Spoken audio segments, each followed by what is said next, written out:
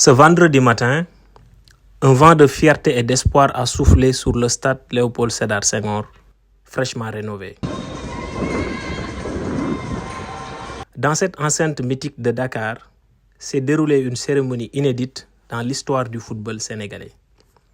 Pour la première fois, 4 sélections nationales, les U20, les U15 scolaires, le beach soccer et le futsal féminin, ont reçu simultanément le drapeau national, symbole d'unité et de devoir.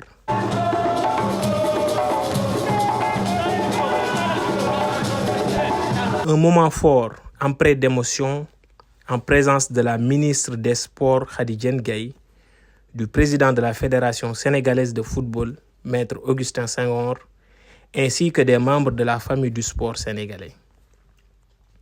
Un événement hautement symbolique dans un lieu chargé d'histoire. C'est, je dirais, avec un sentiment empreint d'émotion que nous venons ici à l'invitation de Madame la ministre dans ce stade qui a beaucoup d'histoire et que nous avons le plaisir de voir rénové par les autorités pour servir encore au sport principalement, mais au football, et que nous puissions ici, pour la première fois dans l'histoire du football, voir une cérémonie de remise de drapeaux. Je dis de drapeaux parce que on est dans l'expression orale, mais vous sentirez certainement le X à la fin de drapeau quand je m'exprime ainsi que je viens de le faire. Pas un drapeau, mais 4 pour la discipline de football. Jamais le Sénégal n'avait qualifié autant d'équipes dans des compétitions internationales en si peu de temps. Une fierté nationale saluée par les autorités à l'image de la ministre Khady Diène Gaye.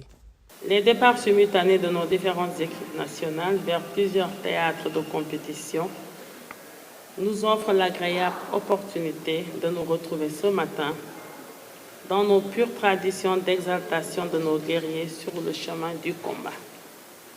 En effet, en votre qualité d'ambassadeur, vous êtes appelés à aller défendre le drapeau national, symbole de l'unité de notre cher Sénégal, à la conquête de nouveaux titres aussi bien au niveau continental que mondial. Du côté des équipes, les ambitions sont claires. Alseyni Ndiaye et ses coéquipiers veulent conquérir le monde du beach soccer sur le sol africain des Seychelles. Oui, comme je l'ai dit, donc l'objectif du Sénégal est très clair pour nous les joueurs. Donc l'objectif c'est d'aller gagner cette Coupe du Monde. Donc c'est notre objectif principal, d'autant plus que cette Coupe du Monde donc, sera organisée en Afrique.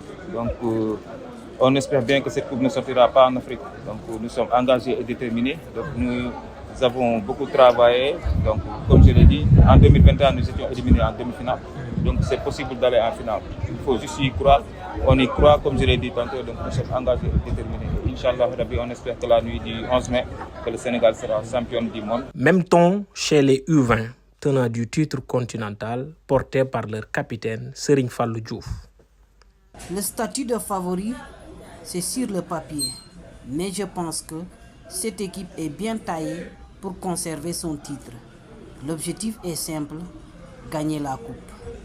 Chez les plus jeunes, les U15 scolaires, l'ambition passe par la formation, comme le rappelle Yaya Baldé de la Fédération sénégalaise de football. Enfin, lumière sur les pionniers du futsal féminin, première participation à une CAN, premier drapeau et déjà un esprit de conquête assumé. On s'est bien préparé, pour la CAN du futsal.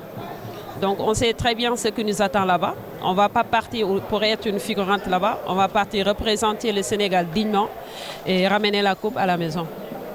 4 équipes, un seul objectif. Faire briller le drapeau sénégalais aux 4 coins du monde. Le rendez-vous est pris. Sénégal rek jusqu'au bout, ensemble.